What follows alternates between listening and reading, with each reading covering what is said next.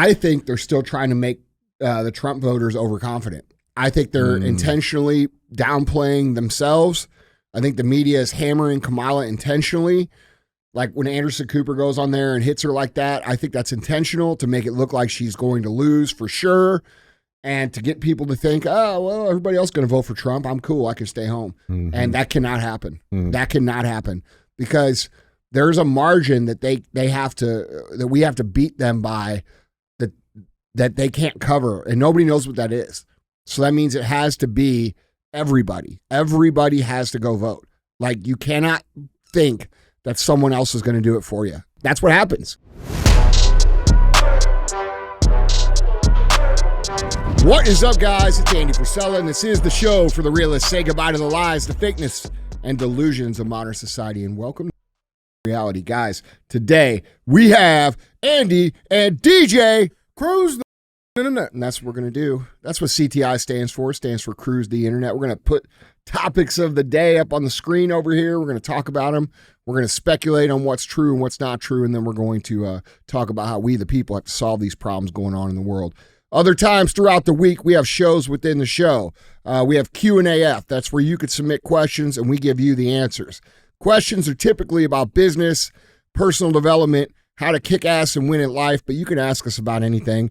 And there's a couple ways to ask those questions to get them on the show. The first way is... Guys, you can email these questions into askandy@andyfrisella.com. Or you go on YouTube on the Q&AF episodes, drop your question in the comments, and we'll pick some from there as well. Other times, we're going to have real talk. Real talk is just 5 to 20 minutes of me giving you some real talk.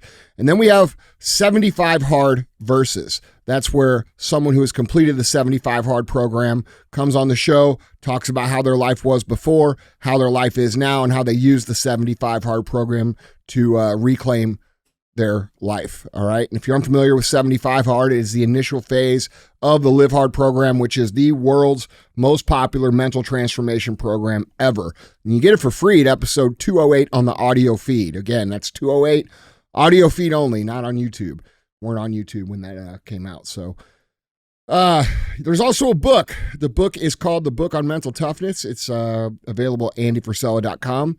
It's not required, but it is an in-depth book and very popular. If you're somebody that likes to know the ins and outs, you'll have the entire Live Hard program in that book, plus a whole bunch of chapters on mental toughness that aren't on the free version, plus a bunch of case studies of some very famous people who've used mental toughness to become the very famous people that you recognize today. Now, we do things a little different here on the show, all right? You're not going to hear 45 minutes of ads and 10 minutes of show like most other shows. We don't do ads here, and the reason we don't do ads here is because we keep it real. And because we keep it real, we are constantly dealing with censorship, shadow bans, traffic throttling, and all kinds of other stuff, all right? So we ask very simply to help us share the show, help us grow the show, all right? So if we make you think, if we make you laugh, if we give you a new perspective, if you think it's something that's important for people to hear, do us a favor and share the show, all right? Don't be a hoe. Share the show. All right. What's up, dude? What's going on, brother? Not much. How you been? Oh, you know. Lots changed since yesterday? Yeah. It really wasn't a whole lot, but as always, we're able to pull it together and make it work. Yeah, there we go. Found some stuff. Now, guys, we do have a guest on the show. My buddy Mike Faris is on the show with us. What's up, brother? What's up, man? How are you? Good. He has a very unique story that we'd like to share with you all, because a lot of people have forgotten about a lot of things that have happened in the past. So tell them why you're here, brother. Well, basically because there was a lot of unconstitutional activities that took place in the airspace of our skies in COVID. And so somebody had to hold them accountable. It looks like I'm the guy. Yeah. So let's kind of go through the process of what happened with you guys during COVID and how it came to be and where you're at now. Well, basically, in the beginning, the airlines had kind of instituted their own mask mandate well before the FTMM was put in place by Joe Biden. And so in the space of, air travel, they have laws and regulations to abide by, just like us lowly peasants down here. And in order to follow those laws, we looked at two regulations. One is 14 CFR 382, and the second one is the ACAA, which is the Air Carrier Access Act. in those two regulations, basically it tells them that they cannot discriminate against anybody for any reasons anywhere in the world. And they did it anyway. I have a mask exemption medically from a Dr. Russell Sorosky out of New York, and I didn't even realize I had the disorder until, the mask became a thing. But anyway, nonetheless, the TSA, by the arm of Joe Biden, colluded with the airlines to prevent anybody not willing or able to wear a mask to travel the U.S. airspace and beyond. So I had initially filed a lawsuit against the TSA in the Sixth Circuit. 2 days later, was put on a terrorist watch list. Oh, man. Welcome. Yeah. So it's not too bad. It's not bad. I'm just a little disappointed I ain't got the watch yet. Yeah. So hopefully it's a Breitling or something. I can get rid of this Apple Watch. But anyway, I had to file a motion in that Sixth Circuit to be removed from that list. And of course, the next time I traveled, I was off of it. Now, interestingly enough, when you get put on that list and whether it's a mistake or not, you can file kind of some paperwork with the DHS and tell them they made a mistake. And it's been, 2.5 years, and I ain't even heard a word back from that report or rebuttal. So it's quite interesting to see how that took place. Ultimately, we lost that case with the TSA because there was a lawyer out of D.C. who basically just wakes up every day and sues the TSA for absolutely any fucking thing that he wants, right? So in that space, because it's a federal agency, that has to be done in that Court of Appeals. You can't do it under a state level federal court type deal. And so because his argument wasn't that great, it kind of got through to the side. So our next objective was hold the airlines accountable as well as the CDC. And so we had attached that 3-letter agency to those airlines because through the arm of that agency and then the TSA through their security directive, they were trying to hide behind this mask that they were just following the rules, but that wasn't the case. So for me, I submitted, the mask exemption to the airlines, gave them the negative COVID test, showed them I wasn't a threat to their airspace, and yet again, 26 times on American and 23 on United, they rejected my ability to fly mask-free and my constitutional right. And so that's why we're sitting here today, I think, and discussing this topic that has long been forgotten, it seems. Yeah. So where's everything at now? So right now, in the Western District of Kentucky, there's the lawsuit that's still active, which is actually, I think, what brought us here from the Gateway Pundit article. And they covered the TSA watch list one as well, but it didn't really take off to, certain people the way this one did. But I think it's because what you have is a guy following the very founding principles of this country and basically going after its government and its corporate entities for redress. And I've done it without a lawyer. And it's not easy to sue the airlines because they're basically shielded by all of these laws that are unlawful. When I say that, I mean like the Deregulation Act and the FAA Act and the ACAA, which is that Air Carrier Access Act I spoke about.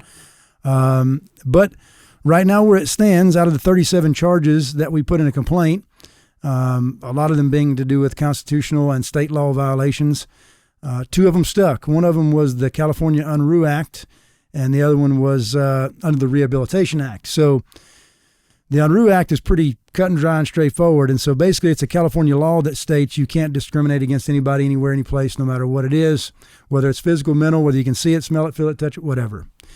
So the second one is the Rehabilitation Act, which because they accepted CARES funding under the CARES Act, the Coronavirus Aid, Relief, and Economic Structuring Act, the Rehabilitation Act basically says if you take this as a subsidiary from the taxpayers, then you will abide by this rule, which is basically mirrored to that UNRU. And so we've now passed through the what they call motion to dismiss phase. So we'll go into like discovery and get to start subpoenaing some documents and saying, basically showing some true colors here, these, corporate agencies that think that they're above the law, So you are, now I could be wrong on this, but aren't you like the last lawsuit going with these guys? There's another one's on appeal, a guy named Aaron Abadi, and they have obviously dismissed his case at the federal level. So now his next step would be to go to that same court of appeals, kind of like you would sue the agency, right? Because you can't sue them monetarily. That's basically just for an agency or policy change. And so much like what happened with the mask mandate itself in that Southern District of Florida with Judge Mizell, who set it aside or, deemed it arbitrary and capricious due to it violating the Administrative Procedures Act, That's what he's going into now. He's appealing the decision of the lower court judge. And but those are the last two that I know of.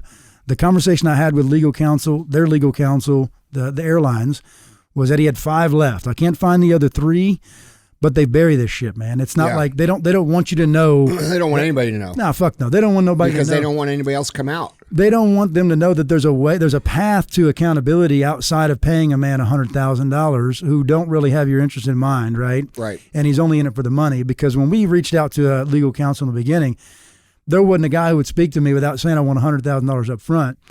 Basically told me to kick rocks. And so at that point, you have an option to basically research the path and then follow it and just try to maintain and make it to the end, So you've been fighting this stuff. Are you on your own? Is that what you're saying? Well, yes and no. So I can't first of all, I can't make this a class action per se, right? Because I'm not a legal counsel. I don't have a bar, any license to practice in any state.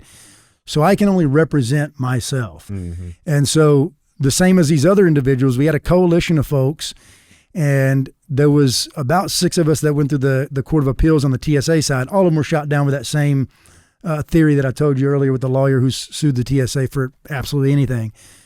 But as far as those same people that used that airline or those airlines, all of those cases have been dismissed to this date. Now, the one from Aaron is in appeal, but mine is the only one left from the original complaint. And so I think what we've got is a little bit of, I want to call it luck, or a guy who took the laws and read them as the textual structure is made and said, hey, he does have a right to sue you. Because if you look at those other acts I told you about, the DREG, the FAA, and these ACAAs, basically they're going off of the Civil Rights Act of 1974 that the Supreme Court had decided there was no private right of action of the citizen to sue an airline. Because it's corporate America, right? So, for instance, if you get on an airplane with a wheelchair per se, and they do them like they did me in the mask exemption theory, which is like, oh, you got to prove to us that you have an exemption, and then you have to basically prove to us that you can't wear it. Imagine if they told someone in a wheelchair, prove that you can't walk these 10 meters, and if you fall, we'll put you back in the wheelchair and then we'll put you on board, right? Even if they were to do that to someone in a wheelchair and it was that egregious, which I can't really compare to that because I'm not disabled in that manner. I have an anxiety disorder. That's it. It's very simple, but it stems back from a childhood things. But ultimately, if they do that to that individual's redress is to file a complaint with the DOT and let the DOT find that airline and accept that money to the government, not the person that they discriminated against. Actually injured, right. So there's no path for you to go in and say, you owe me either monetarily or on a policy change note for disrespecting me or discriminating me or crashing me down as a citizen. The government takes that money and they get paid dues off of your suffering injury. Suffering. Yeah, right. Exactly. That's crazy. It's wild, bro. And I mean, this ACAA has been there since 1986. I think the ADAA has been there since 1974. Civil Rights Act since 1964. I mean, and nobody's paying attention because they don't care. I mean, it's not affecting them in that manner. But all of these acts and laws are kind of written blatantly against the Constitution, 100%. Yeah, that's crazy. So it's wild. I'd imagine you probably ruffled some feathers. I mean, because we talk about it all the time, like the lawyers, the attorneys and shit involved in all of this stuff, like they're all buddies, right? So to see this, because you're from Kentucky? Yeah. So, see this guy come in from Kentucky, yeah, right? You didn't go to none of the Ivy Leagues. You never been, you know what I'm saying? I bet it pisses some people off. Have you had to deal with any bullshit on that side of things outside of the courtroom? What I've seen mainly, so, the courts are supposed to take this really cautious approach to a pro se litigant because they know that they're not scholared in legal functions and activities, but you still have to follow the process. I mean, you have to follow the rules of the court, the federal rules of civil procedure, things like all of that. You have to follow those. It has to be submitted a certain way. Basically what you're learning in law school, you have to follow those things. I mean, you can't just go knock on the door and say, hey, I'd like to say these guys were bad to me, right? You can't do that. So I would imagine Roy Goldberg, who is the lead attorney of the other 3 high-paid lawyers that are running against the redneck from Kentucky, must be a little worried at the moment. Good. So, yeah, and very good. How's the feedback been from people and people around you? You going through all this process. I mean, have they supported you? Have they told you give it up, or like what's it been? A little bit of both. Well, I mean, my biggest supporter right now has been my wife, right? Because all this stuff takes time. Yeah. And so you have to separate yourself from the family environment because you go to work, you got a business. I got a small business. I've traveled a lot to follow these helicopters around the world. And then when I'm home, I kind of got to be absent and researching this bullshit to tell them they made a mistake and, didn't follow the law. So most of my friends definitely support me. But if you want a sizable scale of kind of how society feels about it, I've got a Give, Send, Go account, and it's been up there about 2 weeks. There's about $135 in it. So, and it's it's been shared. It's public. It's there. I mean, where can people get that? It's givesendgo.com/Michael Faris, or you can go to givesendgo.com and just research my name. It's the only thing. Michael Faris. Yep. Full name. Faris. Yeah. Faris. Yep. Michael Faris. Well, dude, look, I've been talking to a lot of people about this too, and it's frustrating for me how willing people are to just brush that whole time frame under the rug, because that was very much so crimes against humanity, very much so unprecedented in our human history. And if people really understood what that was all about, they'd be a lot more pissed about it. But it seems like people, they got so exhausted that they just want to move on with their lives. And that's pretty dangerous, because what happens the next time they do it? What happens the next time they do it? What happens the time after that? We have a new precedent now where they can just shut down our country and shut down our world and take our businesses and do whatever the fuck they want, because not enough people are doing what you're doing and standing up against them, So, well, I mean, I think too, it's like, we say this all the time too. It's like, the shit that these tyrants do, it's always well within the law per se. That they wrote, yeah. That they write. Well, they done it just like I had this conversation with the gentleman who introduced me here, very good guy, Colin. But, insurance companies and lawyers have all gotten together with these lobbyists in, the bureaucratic northern part of, our country and smoked the same cigars we smoke, being patriots, and protected themselves. Mm-hmm. Yeah. So it's shitty, because if I may, I mean, I can go into the whole collusion and conspiracy of it all, but basically, I mean, when you look at the laws and who they affect, right? I try not to use acronyms too much, but I've went through most of this, but the ADA, Americans Disability Act, right? The TSA is governed by that act, as well as the public space of the airports, anywhere you go. As far as the airlines, because of those other acts that preempt this ADA, they're not under the ADA. They're under that ACA I spoke about.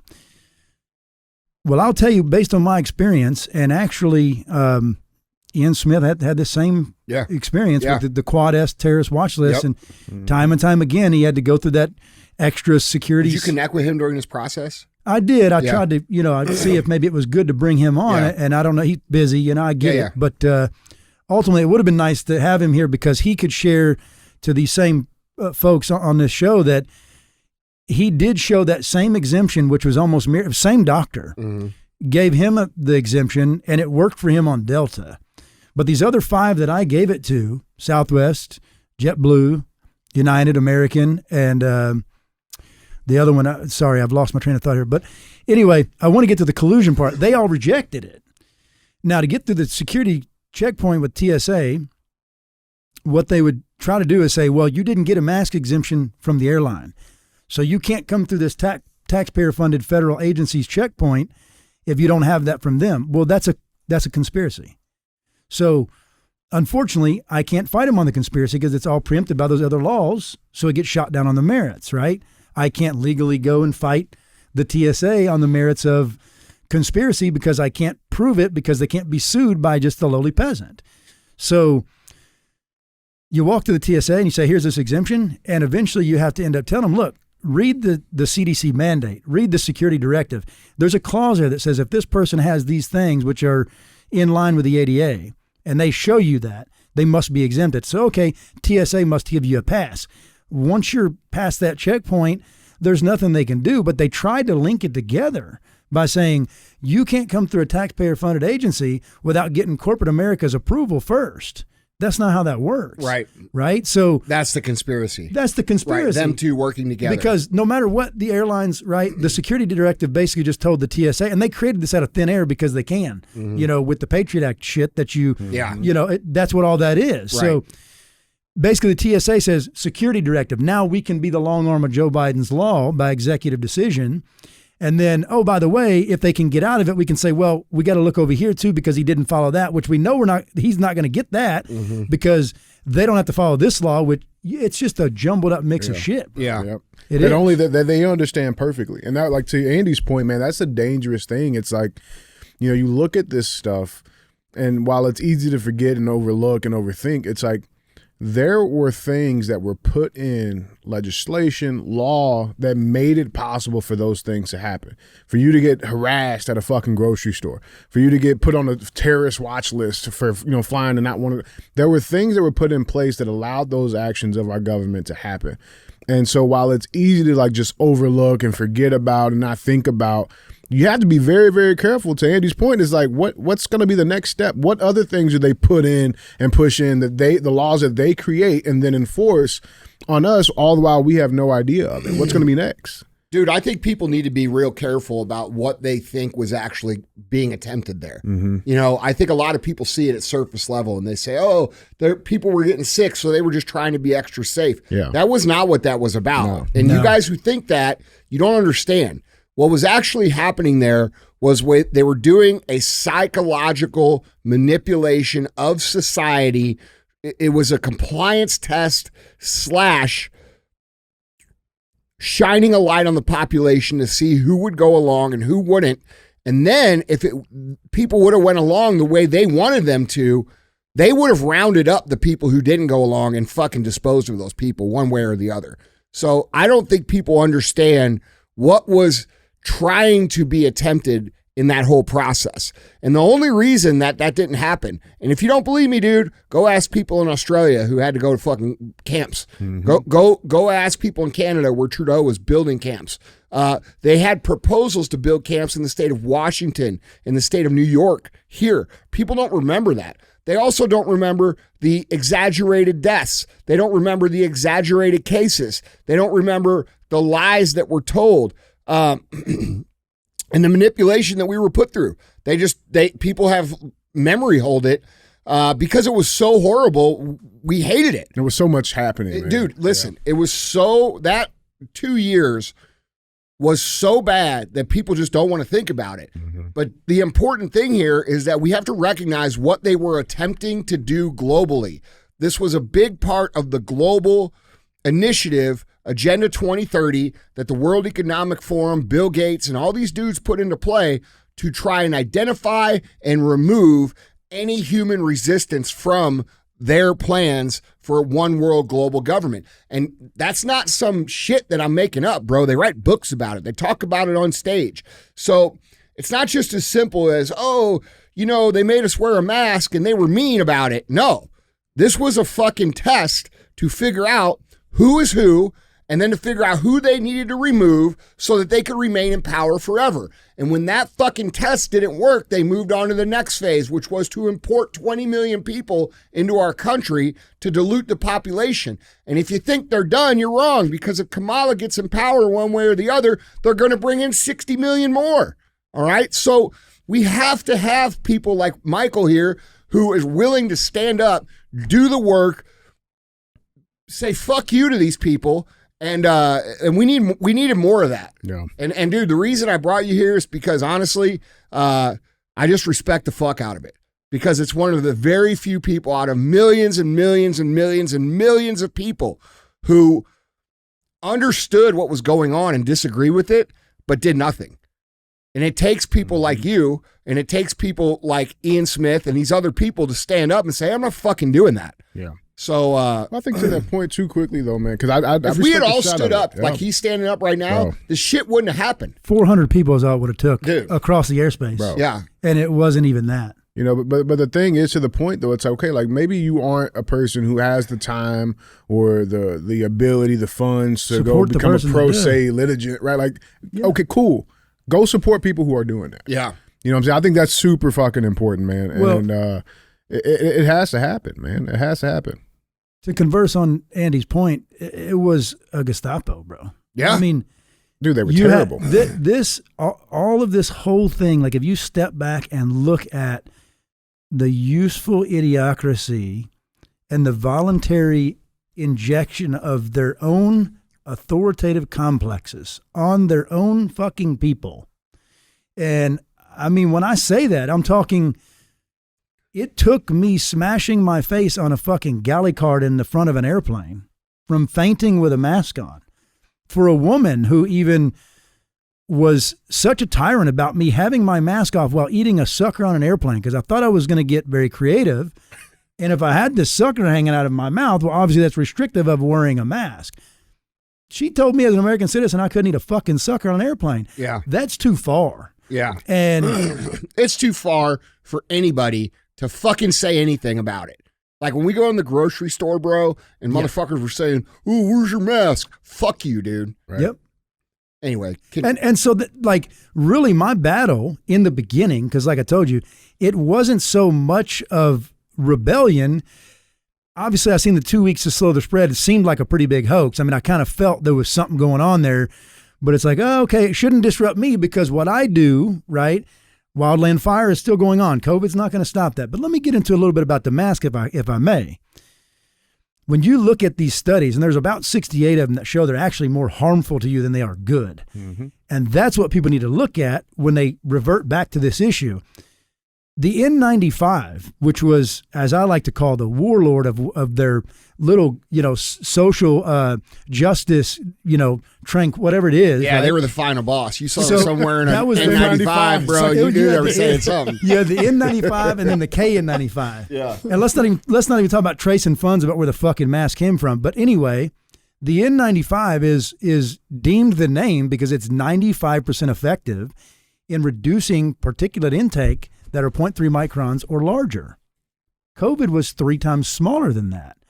And as a matter of fact, squirting a fucking garden hose through a chain link fence. Like farting through draws. And then you still smell it. When the Dixie fire and these complex fires were going on in California, the wildfire smoke itself, particulate size, right? It was like roughly smaller than that 0.3 micron number. And so then the same agency, now this is interesting, the CDC tells you to wear a mask to reduce COVID, right, transmission, but then puts out basically a memorandum that says, please do not wear your mask in the midst of wildland fire areas because it's harming you. It's not doing you any good. Wildland fire particulate is larger than COVID and smaller than 0.3. So we're in that window. So you're going to tell me that it's going to protect me from this over here, but once we're in here, it does me no good and actually harms me. That went on the CDC's website. So, I mean, it's just wild, bro. Bro, it's criminal. It is very criminal. Yeah. I mean, when you think about the entire, and by the way, it was intentional damage that has happened to society. We talk about the shutdowns. We talk about people losing their businesses, people losing their restaurants.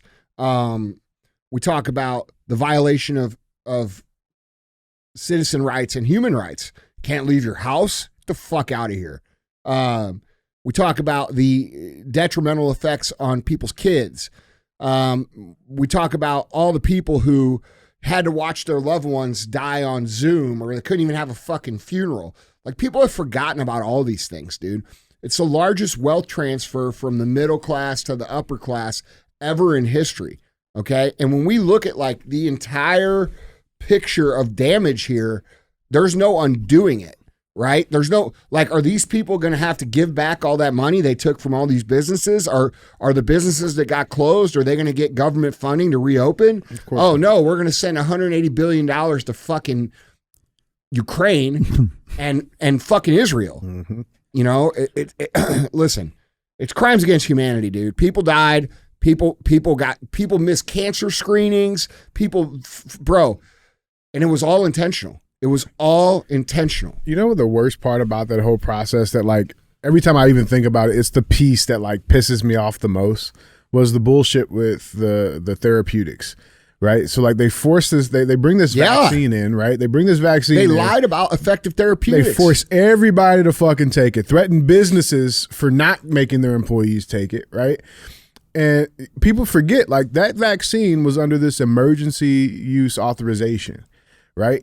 And the only way that it could be put in under this emergency use, right, is if there were no known therapeutics to battle it. Right. Well, there were. Yeah. Ivermectin, hydroxychloroquine. But what did they do with the news of that? Hold on. There's proof they knew of that before all it. of that. Before it. Yeah. And they would take care of it. Right. But they had to call us fucking horses and edit videos of fucking people saying they took it, because if they allowed that to get out, the emergency use would no longer be fucking valid, and they could not fucking continue to make the billions off the vaccine. Yeah. That's the same statement they made with the mask, though, because all the masks were all EUA as well, because none of them, read the fucking box. It says on there, this will not protect you from airborne pathogens. Yeah. It's on every box you buy. Bro. I mean, you got to be really... That's just so much shit, bro.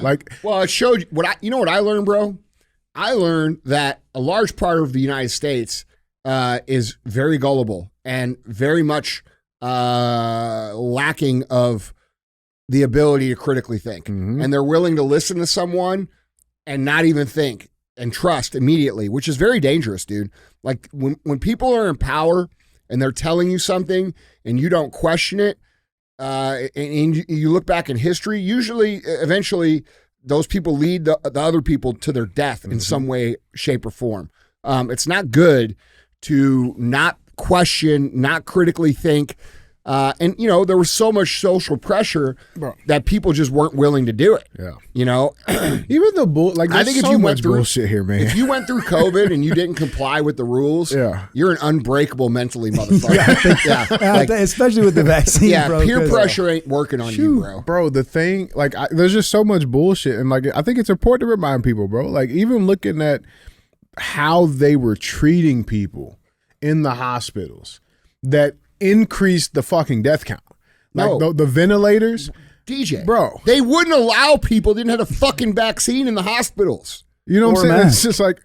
Or a mask. If you weren't vaccinated, they wouldn't treat you at some hospitals. Bro, I mean, they call it COVID babies, right? But my oldest daughter, she was born during COVID. I had to have a baby in the hospital during 2020. It was fucking terrible. I bet. And I promise you, I was this fucking close to getting arrested. You know what I'm saying? War, because bro. you got to stand for the shit.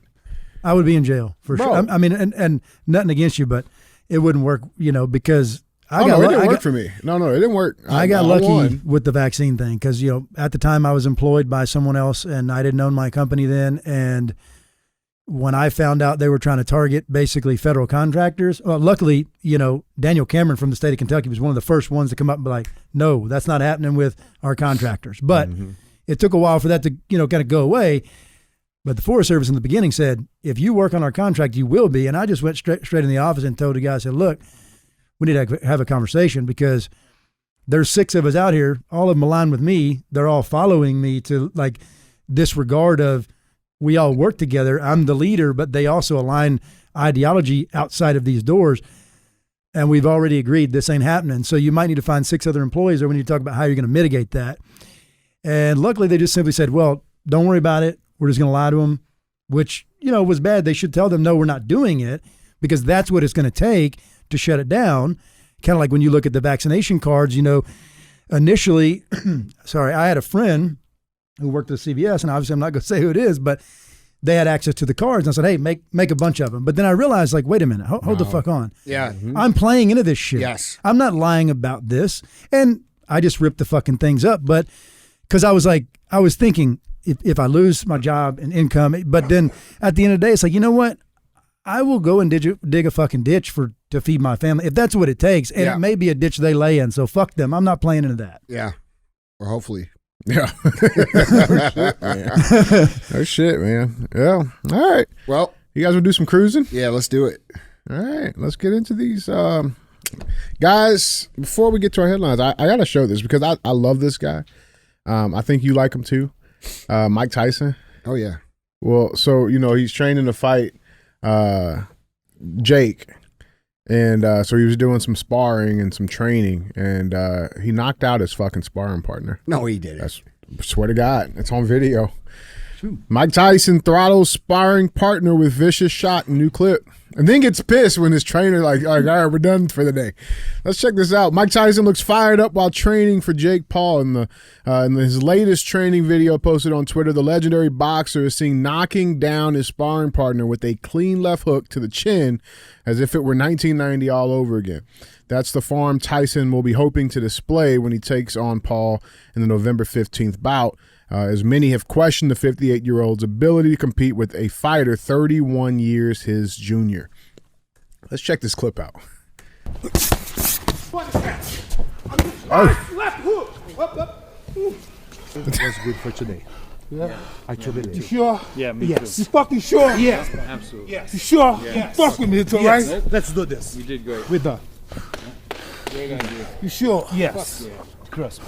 I got a lot in me. It's work, boy. We're just getting started. I'm just getting started. Bro, listen, I'm going to be real, dude. And I like Jake Paul a lot. Bro. And I know they probably got like some, back rules like, hey, we're not going to fucking try to kill each other type of thing. Bro. But I think once that that bell goes. That's deja vu. Yeah, dude. Bro. Like He just blacks out. listen, I fucking love Jake Paul. I think he is a great dude. I've fucking known him for a long athlete. time. He's a great guy. No matter what you think about him on the internet, the guy's a fucking good dude. I don't know, bro. Bro, Jake's a big guy too. He's not a fucking little bitty dude. He's a big dude. He's a great athlete. He works hard as fuck. And dude, they might be saying, all right, 75% type thing. Yeah. Or Mike, you go 75, I'm gonna go 100. Right. But I don't know, bro.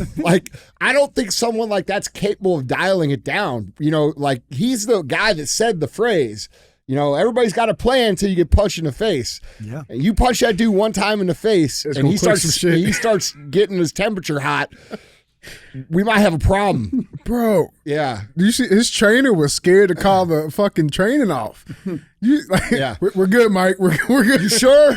Oh, fuck. Talk about mental toughness, though, right? Yeah. Bro. You sure? I'm just getting started. Bro, let's watch this one more time. Look at this left hook.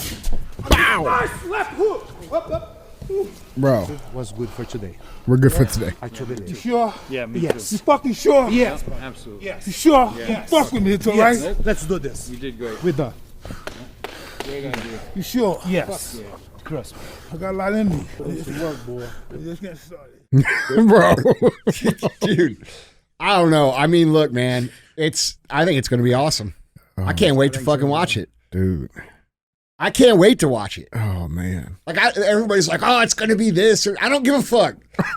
I want to watch it. Yeah, for sure. Bro, I feel, hey. Who you got? I got Tyson, bro. You got Tyson? I got Tyson. Who you got? If it ain't about money, I think Tyson as well. I mean, that's a warrior, bro.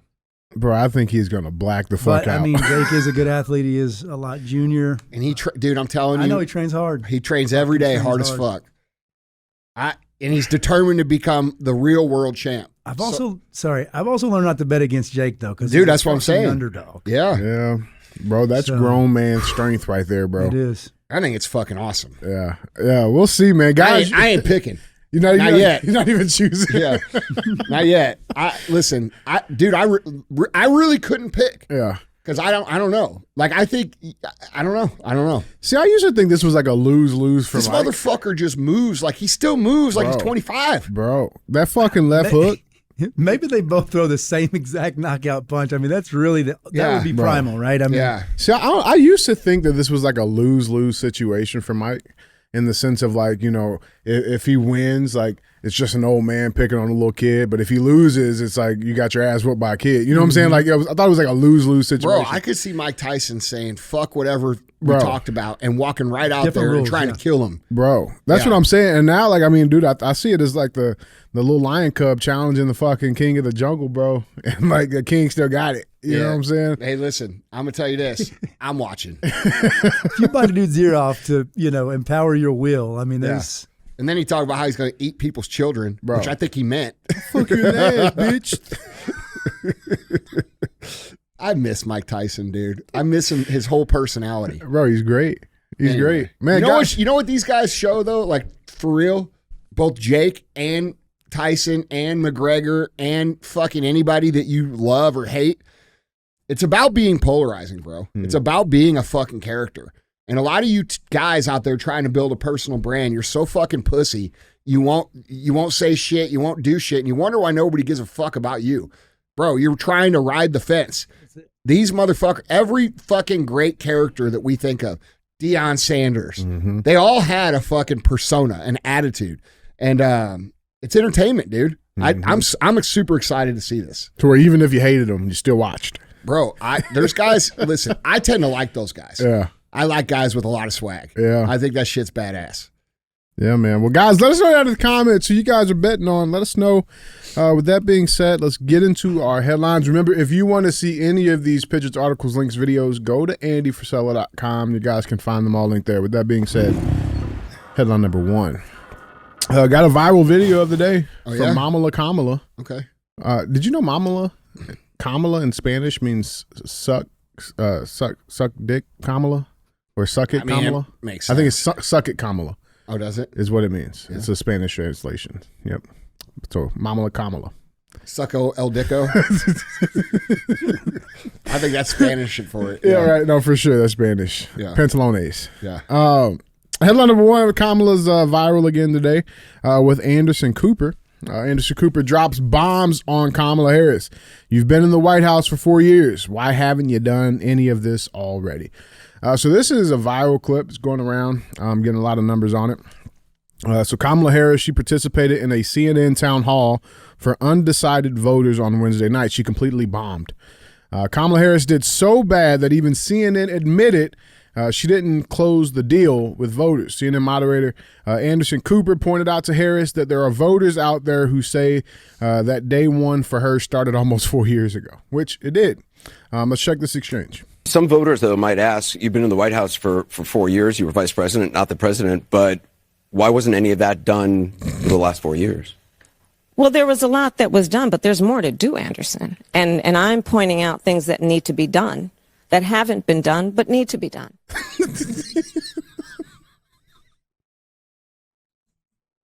Dude, did you see the other clip where her voice was cracking? Yeah. Do you have that? I can get it. Yeah. I would like to hear that one too. Yeah, you're talking about this clip right here? I mean, you did raise your hand saying in a debate when asked if border crossing should be decriminalized, but obviously that is not your position. I never intended, nor will I ever allow America to have a border that is not secure. I believe we need to deal with illegal immigration. There needs to be consequences, which is why part of my plan that I have outlined, and again, please go to KamalaHarris.com. Sorry to throw a website on you, but why not? And you will see that part of my plan includes what we need to do to actually do more as it relates to putting resources in, including increasing penalties. Dude. She don't know her own policy. She's fucking terrified. She don't know her own policy. No, she's fucking terrified, dude. You hear her voice cracking, and then she stands and she says, "Oh, I don't know what I'm talking about, so hate to throw this website on you, but why not? Like this is a fucking game show or some sort of interview for I don't even know what. I've never seen anything like this. Well, we know why. Oh, she's terrified. We know why she's terrified. Yeah, it's because shit like this keeps coming out. This headline reads, Chicago resident blasts Democrats in epic speech in support of Trump. I'm telling you, Brandon Johnson, from my heart to yours, Trump 2024. Have you seen this clip? No. Coming right out of Chicago, resident by the name of Jessica Jackson blasted Democrats at a city council meeting in a blistering takedown for their decades-long failures in the city. And this is happening all over the place, but this lady is fucking awesome. Let's check this clip out. You're running the city to the ground. We've asked you over and over again to stop with the spending. We've told your cronies to stop with the spending. They won't stop you. They're letting you run ragged in here. They're letting you run the city through the ground. They won't stop you. So because of that, you've given us no choice. We got to go to the federal level. We got to go to Donald J. Trump. That's right. He's made it clear Yes. what he's going to do. See, I got to have some help. I got to have some help. I can't let you and Cook County and the city take what my mother worked for and left for her children. Just because you feel like it, just because the Democratic Party think they all that, like they untouchables. This is America. You bring these people over here that's from socialist countries and all this and that, and y'all think y'all gonna run that here. Say that. Black America said, no, you're not. No, you're not. The true white Americans are saying, no, you're not. The true Latino, the true Asians are saying, no, you're not. I'm telling you, Brandon Johnson, from my heart to yours, Trump 2024. No more blue, no matter who. That's right. Donald J. Trump. Trump 2024. He gonna stop the bleeding. He gonna deal with this sanctuary city, and he gonna help us get you out. Yup. Get anybody out who wrong with you. Right. Who think they gonna tear up Chicago? Right. Y'all getting out too. This is our city. You can sit there, think like you acting like you ain't paying attention, acting like it don't apply to you. Oh yes, it does. You ain't untouchable either, Silverstein. We coming for anybody Yup. who ain't about Chicago. That's right. You got that? That's right. 2024, big baby. That's right. Go red! Go red! I fucking love it. I do too. Well, that's what we need. That's what we need. We man. need everybody to come together. You heard what she said. She didn't say Black America. She said Black America, White America, Latino. How about this? Americans. Yeah. Like, when are we going to get back to that? Let's get back to that. Like, we all agree this is fucked up. We all agree that this is wrong. We all agree that times are harder than they need to be. And if you don't know they're harder than they need to be, you ain't paying for your own shit. I mean, that's reality. It's wonderful to see that. Yeah, man. But like, I mean, the true concern, I mean, like, and we've been talking about it. The obvious, the illegal immigration shit. It's fucking terrible. Yeah. And a lot of her speech, that's what she was referring to. Chicago's a sanctuary city where they've spent, hundreds of millions of dollars directed to these illegal migrants who've come in and completely said fuck the actual American citizens that live in those same communities. And it's crazy because today this report comes out. This headline reads, "New report reveals massive number of illegal immigrants benefiting from Biden-Harris admin's quiet amnesty." All right. And, all right, well, I mean, what are you talking about? What happened here? Over 1 million of these illegal immigrants, and that's just for right now, okay, will be staying in the United States indefinitely in this country because their cases, through the immigration system, their cases were either closed or dismissed, or the majority of them will be staying indefinitely because the DHS, the Department of Homeland Security, failed to file the necessary paperwork in court for those illegal migrants. And now they're just here. It's sickening. It's sickening to see. And I think the craziest thing, we know what they're going to use these migrants for, right? And we've been saying it all the time. They're going to try to use them to steal the fucking election. I think that's funny because as that comes out, now they're saying, we're going to steal it. Bro, this early voting worries me too, though. I mean, they'll have all the numbers and know exactly what they got to do to cheat. It's Exactly. it's a slippery slope, bro. There should be no early voting. There should be no mail-in voting. It should be everybody in person, counted by hand, paper, same-day decision. They're saying, has to be. They're saying that basically this is the way to win at the Democrats' game, but it's just too much information and not, they'll have too much time to just make up whatever the fuck they want to make up. Yeah. Right. Okay, they got, 50 million votes. Yeah, we just need cool. 51 million, that's all it takes, in these counties. What was it, 7 last time, and it was a margin of 40,000 people? Right. Something just low. Yeah. And by the way, Trump was leading the night before. Oh yeah, and by 100,000 fucking votes. Pipe burst and we can't. You guys can't be here. So, and the pipe never burst. So yeah, I just thought this was funny. They put. I think this people out. need to get involved in monitoring the election. Yeah, I think it's real important that you guys legitimately get somehow involved in making sure that this doesn't happen in your area. Yeah. I mean, shit, even if it's just getting some friends, pulling up with some fucking lawn chairs, get a little barbecue going, some candy corn. That's right. You know what I'm saying?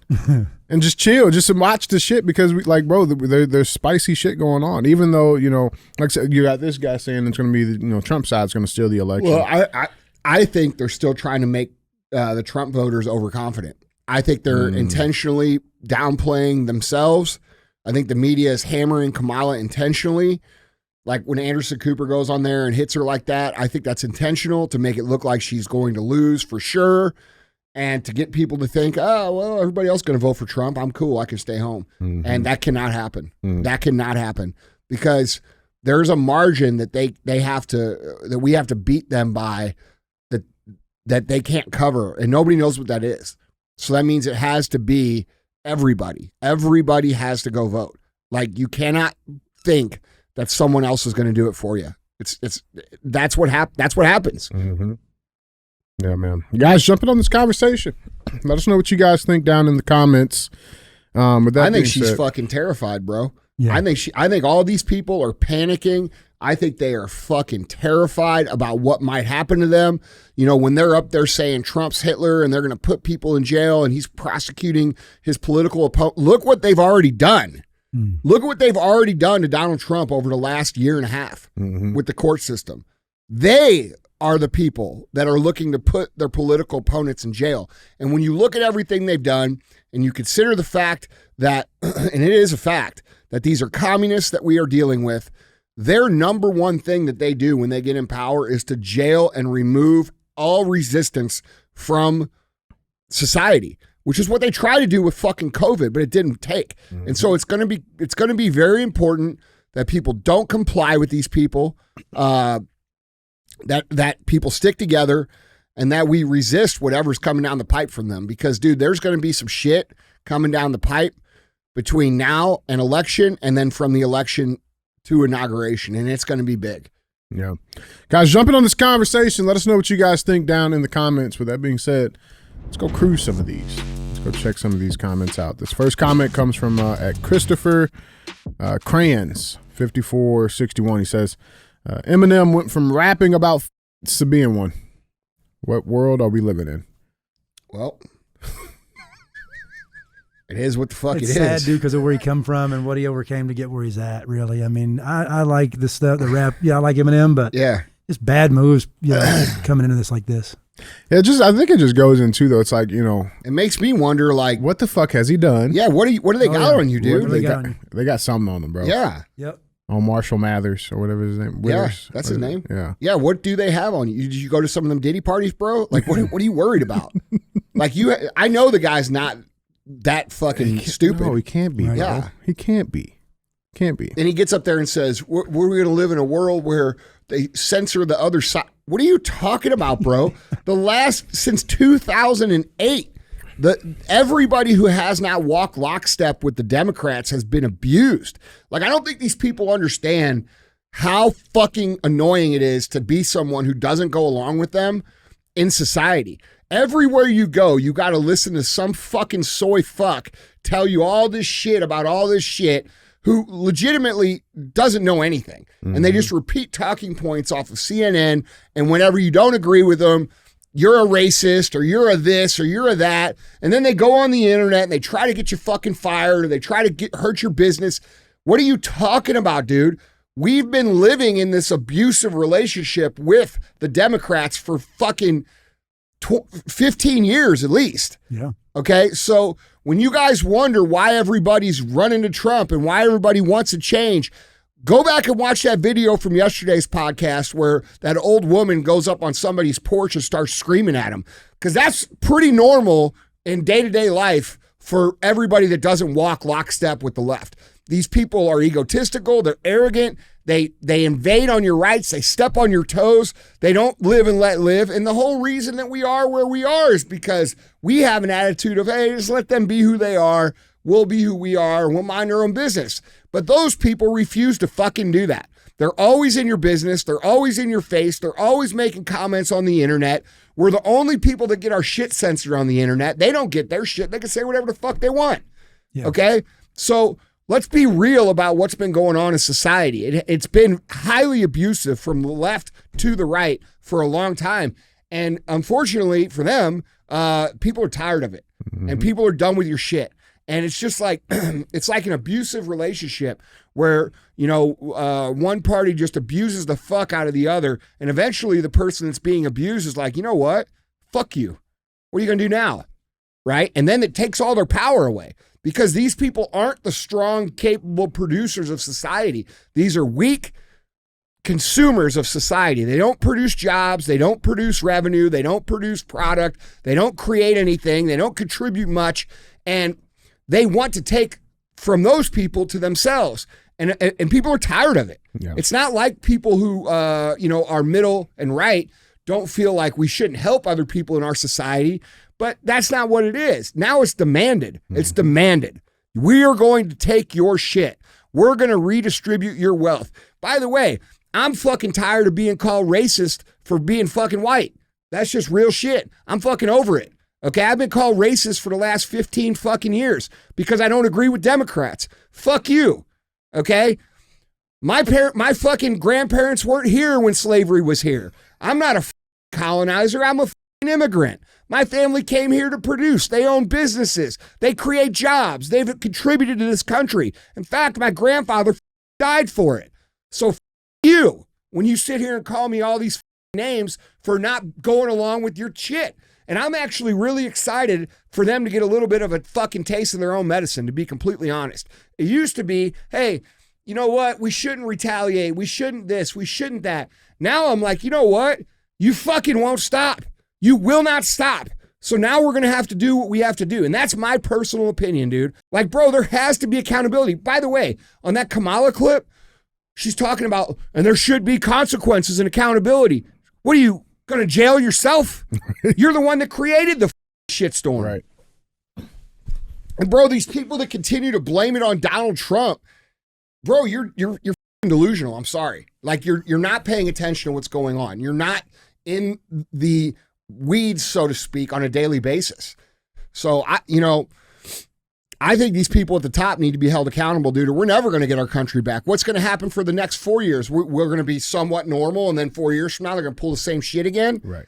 Like, bro, this is communist revolution shit, and it has to be weeded out of our country, and they are not going to go quietly. And I'm not talking about everyday citizen. I'm talking about the people at the top who are doing this tyrannical shit. They have to go. Whatever that means is what the fuck it means. Yeah. Let's check this next comment out, guys. This comment comes from Edean609. Says, anyone know where to buy that hat Andy wears? Can't find it online, but I'd love to have one. Which one are they talking about? The camo one? I think they're talking about the camo one. Yeah. Doesn't that come out next week? Yeah. Don't we have a release? We got to drop on the 30th. Yeah, we got a release on October 30th at 7 p.m. So if you're interested in buying any of the Real American Freedom gear, that's where you get that stuff. We usually sell out pretty quick. So I would be online at 7 p.m. on the 30th if you plan on getting really anything. Mm-hmm. Yeah, and you can get that at realamericanfreedomgear.com. Thanp you. Yeah, guys, we appreciate you, real ass fans. Thank you guys for liking and commenting. Is that it? No fucking hate today? No hate. Zishan didn't send any in. Dude, you got to go on Instagram and find hate, bro. Our community in the YouTube fucking kills the haters. But you got to go on Instagram. You find some hate on there. Yeah. That's where I find it. I love it, bro. Fuck them. I don't give a shit. Like, bro, I think it's fucking hilarious. Yeah. Like, imagine getting so mad at someone that you got to write like a paragraph. You don't even know them. You know what I'm saying? Like just really want you to know how I feel. Bro, when I used to post on Instagram and people would leave me like these long ass comments, I would just post underneath it. I ain't reading all that shit. Yep, I ain't reading all of that. Yeah. Let's get into headline number 2. So remember yesterday we talked about that Hitler video that Kamala tried to fucking push, right? The Atlantic, they ran with the story, tried to do this whole background story, all this bullshit. Well, guess what? It never happened. No shit, it never happened. It never fucking happened. Patently false former senior Pence advisors refute John Kelly's Hitler comments about Trump. Not only them, I mean, and this is Pence's guys, Mike Pence. Yeah, I know. Mike Pussy Pence. Yeah. All right. But not only him, you got a bunch of people. Ex-National Security Advisor, Keith Kellogg. Well, hold on. We should be clear that a lot of these people have gotten the fucking smoke from Trump publicly. Mm-hmm. So it's not like these people are like, all these people diehard, are Trump, right. Trump diehards or anything. Like even Kayleigh McEnany got the fucking smoke from Trump. Mm-hmm. You know? Mercedes Schlatt. She's a senior advisor. She worked directly for John Kelly. Said it never fucking happened, and she doesn't believe him. You know, and that's not the only type of bullshit. There's another story that even Trump hating Mark Esper admits he's never heard Trump praise Hitler. You know why? Because he didn't do it. You're the fucking president of the United States, and you think that you're even if he fucking thought it, which he probably doesn't. Okay, but even if he thought it, you're not fucking saying it. No. Like, dude, bro, listen. When you're in the public eye, like Trump is, you think that motherfucker's not smart enough to know what to say and what not to say, and when to say it, and when not like to he say doesn't. You think he doesn't know that everybody's listening all the time? You think he doesn't know that shit, bro? I just thought it was beautiful. Yeah, let's just make some fucking offhanded comments about how Hitler was the man. You know, it's bullshit. And then Kamala comes out and makes an emergency press conference. These people are fucking terrified, bro. And I'll be honest, dude, it makes me happy. Well, I mean, not only like you remember when Trump was elected or when Biden got elected, and AOC put out that tweet saying, "So when are we going to round up all the Trump sycophants?" Remember that? Deleted it. Remember that? He had a list, didn't he? I'll never fucking forget that tweet. It was the day that they announced that Biden was president, and her first tweet, AOC, who should be in fucking jail, says, "When are we going to round up all the Trump sycophants?" So, dude, that's what they want to do. They just can't do it because they don't have the guns or the manpower or the police or the fucking sheriffs or any of the people that can do this shit on their side. They can't do it. The only way they could do it was to create a fucking civil disturbance, which they are planning to create if they stay in power, between the American citizens and the migrants, and to bring in fucking outside forces on our soil. Yeah. But it doesn't stop them from keep trying to do the bullshit. I want to show you guys this other story that came out today. This came out from The Guardian. Donald Trump groped me in what felt like a twisted game with Jeffrey Epstein, former model alleges. All right. So this story comes out from this lady. This is from today? Yeah. Stacey Williams is her name. She worked as a professional model in the 1990s. And she said she first met Trump in 1992 at a Christmas party after being introduced to him by Epstein. Okay. Now this is Stacey Williams then. Okay, in the 1990s, not a bad looking lady. And this is the video she pushed out in this interview. This is her now, obviously. But let's listen to what she had to say. Check this out. Other. When Jeffrey and I would talk, he mentioned Trump frequently. He was clearly a close friend, and they were spending a lot of time together. She's lying. Completely lying. Yeah. Late winter, early Mm-hmm. spring of 93, I was on a walk with Jeffrey from his brownstone on the Upper East Side down Fifth Avenue when Jeffrey looked at me and said, let's go stop by and see Trump. And so we went to Trump Tower and went up the elevator, and moments later, Trump was greeting us. And yeah. Now, here's the interesting thing. In less than 24 hours, in a matter of hours, it was debunked. This entire story was fucking debunked. Guardian hit piece alleging Trump groped model rapidly debunked on social media. And how exactly did they debunk it?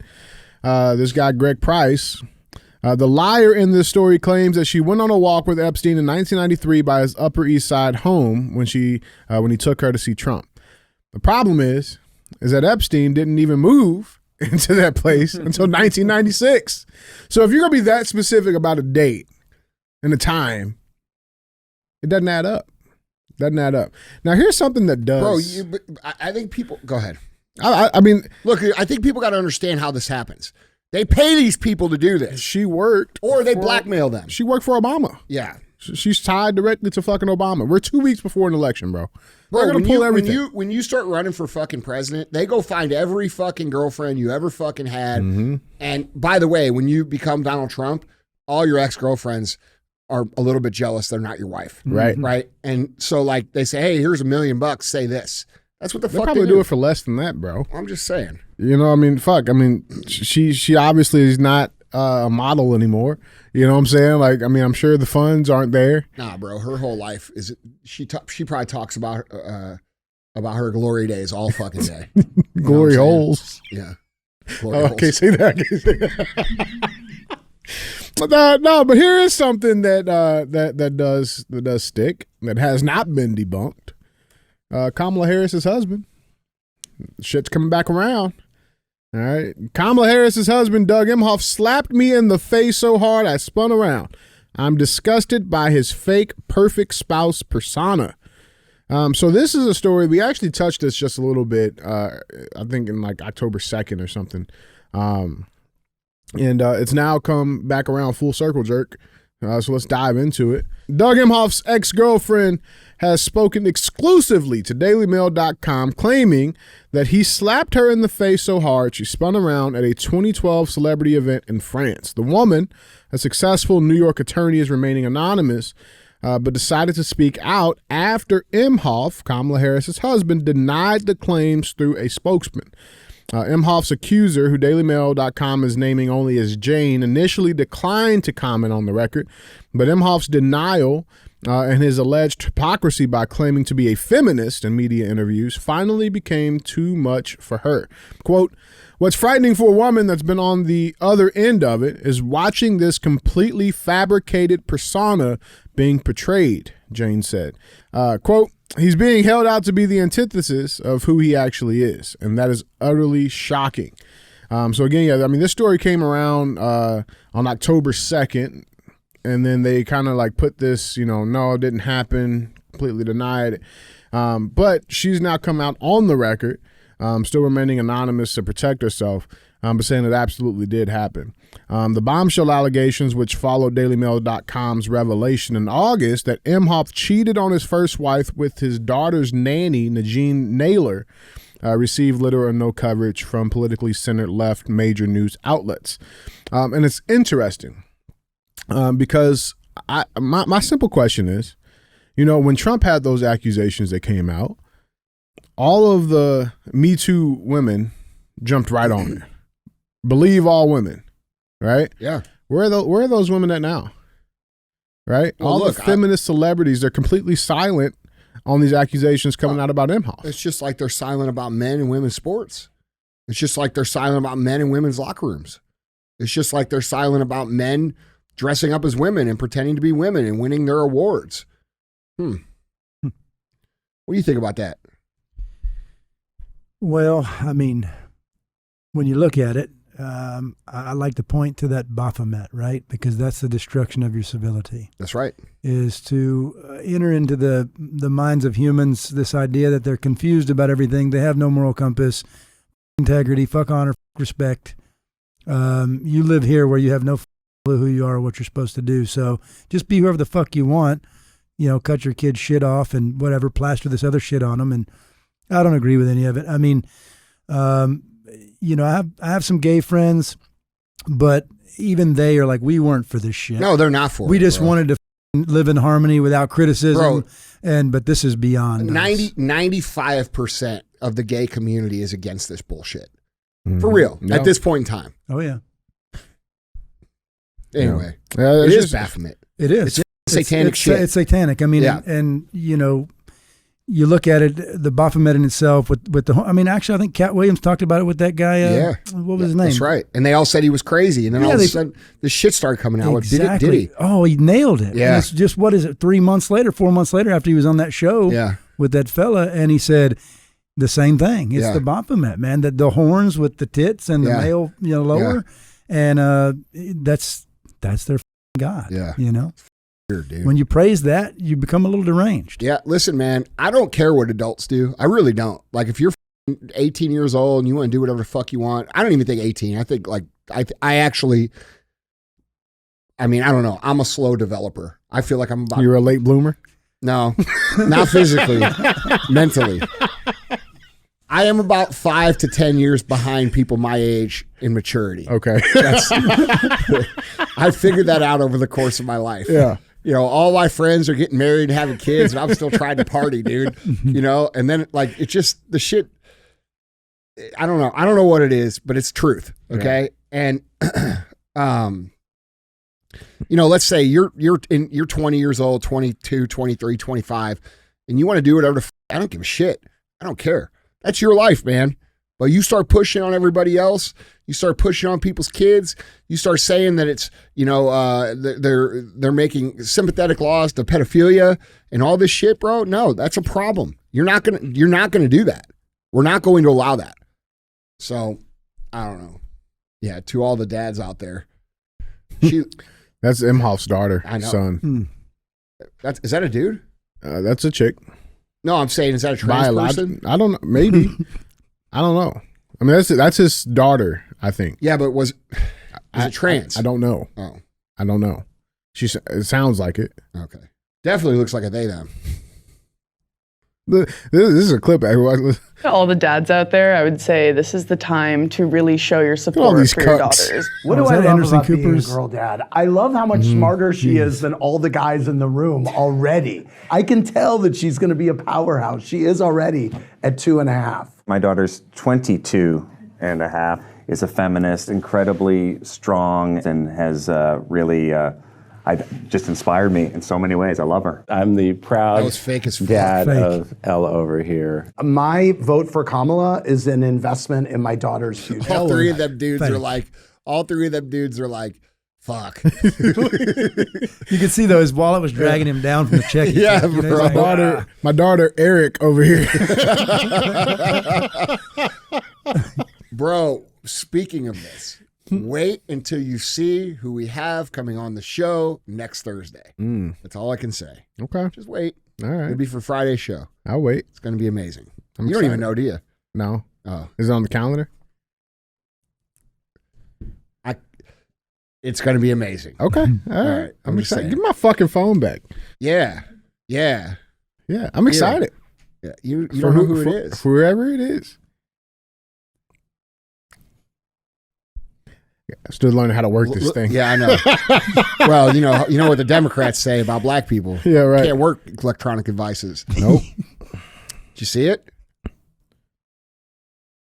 You know who that is? Oh shit. Okay. All right. Yeah. All right. Yeah. That's fun. Yeah. All right. Yeah, it's going to be awesome. I'm gonna get a special outfit for that one. Yeah, me too. All right, man, guys, tell us what you guys think on this topic. Let us know down in the comments. With that being said, let's get to our third and final who headline. would you rather have your kids turn out to look like? Like Mark Cuban asked this. Did you guys see that? They're like, who would you rather have your kids be like? That girl or the Trump family? oh man, yeah, exactly. That's a really hard choice. Yeah, super hard. You got a bunch of good-looking people that are successful, that dress nice and they're classy and they treat people nice, and then you got this thing that you don't know what the fuck it is, and who demands your respect for no fucking reason. Right. Yeah. I mean, I know the Trump family. I know Donald pretty good, Don Jr. The dude is as good of a dude as you'll ever fucking meet. Respectful, no ego, no bullshit. He's one of the guys. He's a funny guy. Like, I don't know. I don't understand it. Yeah. I don't get it, man. Yeah. Yeah. All right. Imagine if you fucking came home, bro, and Alec and No. and Brian says, "I'm a they them." Daddy, I'm a they them. Yeah. Right. Yeah. Yep. Where's the rest of you? Having kids is tricky now, though, bro. Like my son was trying to bring some of that home in the middle of the state of Kentucky, and I said, absolutely not. Let me Yeah. show you some shit. Yeah. So he gets it now. How old But- was he? Well, at the time, I think he was about 8. He's almost 10 now. Yeah. So Yeah, he tried to pull that shit on you. You said no. It wasn't him. He just came home and was like, Dad, what is this pronouns and this? What does all this mean? And I said, well, let me tell you what it means. You know, and he could probably tell you more negative things about Joe Biden at 10 than Good. some others at the moment. So having a conversation with him is a pretty intellectual. I bet. debate. I mean, look, dude. I've heard you talk for 40 minutes. I'm pretty sure your son's pretty smart. Yeah. Yeah. All right. Tell so people what you do for a living. It's not like you can do that being a dumbass. Yeah, so basically, I go around the country chasing Blackhawks, servicing them, maintaining them, or, doing full builds, completion builds for customers who use them in a wildland fire. Blackhawk helicopters. Blackhawk, environment or utility construction. And I don't know how this building was built, but if the air conditioner's centrally located on the roof, it may have been set by a helicopter too. So they do a lot of that stuff as well. And actually, I appreciate you letting me talk about that because the Prime Hawks motto is quality through integrity, and that's all throughout this building. My full experience of being here today, I have to give my hat to you, man, and this team, because you're embodying everything that, even though we live separate worlds away, like we're saying the same thing. That's right. Just like Prime Hawks, it's an acronym. It's Professional Rotorcraft Inspection, Maintenance, and Engineering for the Hawks, right? And then we went on to create 999, which was the 3 nines, Prime Hawks Integrity Standards. That's 999. So that's the one we're going to use to operate our own aircraft once we can acquire that and get the funding to move forward with that. But it's honor, respect, integrity. You live it here, and these people do too. So thank you for that. Yeah, you're welcome, bro. And I appreciate that. We're very blessed to have the people that we have. These people, they're all good people. They all care. They all work hard. All of them will give you the shirt off their back. And it's every day I wake up, dude, I'm super thankful that I get to come here and be around them. Yeah, dude. Yeah. You got to be, because this is amazing. It makes me better. It does. Well, and that's another, me and the guys that work with me make shit better every day and put shit back. And that's literally this entire building. Yeah. You can see it. It's all over the place. Well, thank you, brother. Yeah. That means a lot. I appreciate it. All right. Well, let's get to our third and final headline, guys. We got headline number 3. This is just an interesting one. I thought to bring up, and I think it's important because there's definitely some weird global power shifts happening right now. So not sure if you guys were following, but we had BRICS. BRICS had a conference over the last couple of days. BRICS gathers pace as shared grievances with West fuel alliance. Now, I think this is going to have a lot bigger impact and implications than people will think. So let's dive into this a little bit. This article is from Reuters. As U.S. election jitters hung over this week's meeting of global finance chiefs in Washington, a smiling Vladimir Putin was in the Russian city of Kazan, welcoming leaders of countries which together make up nearly half the world's population. The BRICS club of emerging economies may be a long way from rivaling the International Monetary Fund, IMF, or challenging U.S. dollar dominance, but the first summit with its new batch of members showed clear signs of its growing weight. The final communique. What the fuck is that? What the fuck is that? Communique? The fuck is that? I think it's communique. Communique. All right. The final communique was long on words and short on detail about creating new payment and trade mechanisms which could bypass Western-dominated structures, including, notably in Russia's case, sanctions imposed after its invasion of Ukraine. Now, there's a lot of very interesting things. I think something very key to pay attention here is that these BRICS countries, India, China, UAE, Iran, Russia, Egypt, Saudi Arabia, Brazil, South Africa, and Ethiopia, they all had a shit ton of growth over the last couple of years as they're moving to get off of the dollar and trading, establishing their own system in place. And while Reuters is saying that, don't be concerned, it's not a big deal, the actual IMF, the International Monetary Fund, they're freaking the fuck out at this. And they're saying that within the next 4 to 5 years, that they will be the dominant fucking powerhouse when it comes to global dominance and money.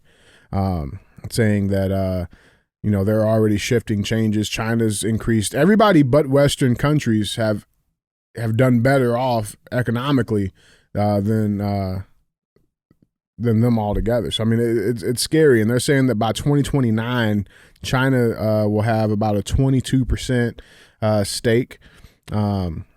U.S. is dropping in its stake. And then all the BRICS countries together, there's a big chance that we're going to be fucked. Look at that, Zishan. India's doing. They made India brown. They made India brown on the chart, bro. Yeah. Now, so all of this is happening, right? And it made me think about this clip because you know, we talk a lot about the economic situation of Americans now, right? How overly taxed we are, how fucking terrible our tax system is. And it made me start thinking about taxes. And like, you know, I look at when federal tax was even input. And there was something that's interesting. I know something that you've been arguing for and advocating for last couple of years. Did you see this clip that came out? This is a clip from when Donald Trump visited a barbershop. And they had a very interesting conversation. With a very interesting individual. The very interesting Pay attention to what he says and see if you've ever heard that before. Let's watch this.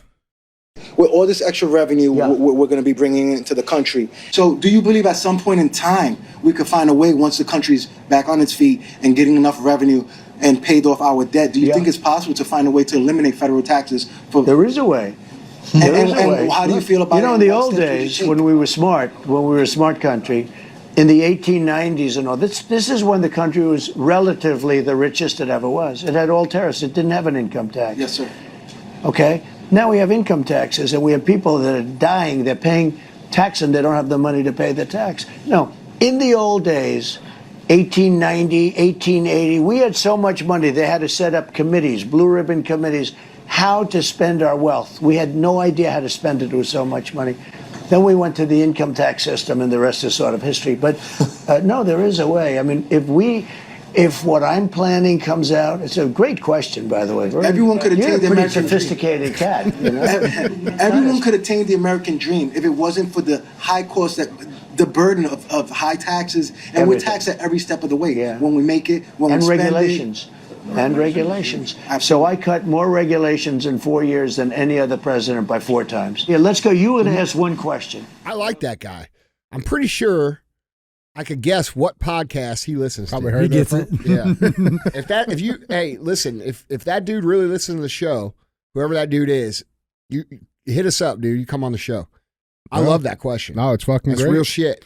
And I think Trump alluded to something very, very important there, man. Like, I mean, this income tax shit, it hasn't existed throughout the entire history of this country, man. It just hasn't. No shit, it hasn't. And it was never supposed to be a permanent fucking thing. No shit. Just like it was supposed to be 2 weeks to slow the curve. You know, but again, going back to that full conversation, they put this shit in laws, they write the laws, they enforce it. So now we're at a point where if you don't participate in it, they will fucking jail you and take all your shit. Here's the other thing, dude. Like, you hear these people saying, well, if you put tariffs on everything, then everything's just going to cost more. Well, okay, that might be true if you're continuing to consume items that are coming from the countries where the tariffs are enforced against, okay? Now, if you eliminate income tax, everybody's going to have a fuck ton more money. How much more money would you guys have if you didn't have to pay tax? Well, quite a bit, right? Looking at that, quite a bit. Yeah. So when we take about how much more money, now if you take the more money and then you spend it on products that are made in America, now you're talking about major economic stimulus. And so all these morons that keep saying, well, if you go to tariffs, everything's going to cost $1 gazillion. No, actually, it's going to force people to buy American and support American and create American products and goods and jobs and services, which will reverse that graph that we just saw about from China and India, and we'll be back at the top. That's how this works. Mm-hmm. And people don't understand economic stimulus because, dude, most people have never run a business before. They've never even thought about it. So what Trump's proposing to do, if he were to go out today and put tariffs on everything, yes, the prices would go up on goods that are coming from overseas. Mm-hmm. However, Central America goods would not be part of that tariff. South American goods would not be part of that tariff. It would be from China and Asia. Now, it would take time for the American companies to start to manufacture at the level that we need them to make. But once they did, you would have way more money and the goods would be way cheaper, which means that you would be fucking way more wealthy. Well, wouldn't that also, because as a business owner, you pay the same fucking rate that guy pays when you pay him. It's a double dip. I mean, dude, people don't get that. Wouldn't that also go away if you cut that out? That has to go away. Yes. Because you can't, you know. Which would create a situation where companies have way more money to scale. And Democrats don't like that because Democrats are ignorant to how, well, they're not ignorant. They just want you to think that they are. But what they do is they convince the common, non-educated financial, observer or consumer that if we cut any taxes for the business owner, they're just going to keep all the money. Well, first of all, if you knew how bad we were taxed, you probably wouldn't have an argument with that. Mm-hmm. But the reality is, if your argument is what your argument is, which is that business owners are greedy and going to keep all the money, then wouldn't they take that money and reinvest it in jobs so they can make even more money? See, your argument of greed doesn't make any sense, because if you're truly greedy, the capitalist system leverages greed into good for all. That's the truth. Mm-hmm. Okay. So when you give a tax break to a company and the person at the top, or the officers or the C-suite guys, they want to make more money, you know what they do? They don't keep the money. They fucking reinvest the money and grow the business, which gives people jobs and allows people to make more money.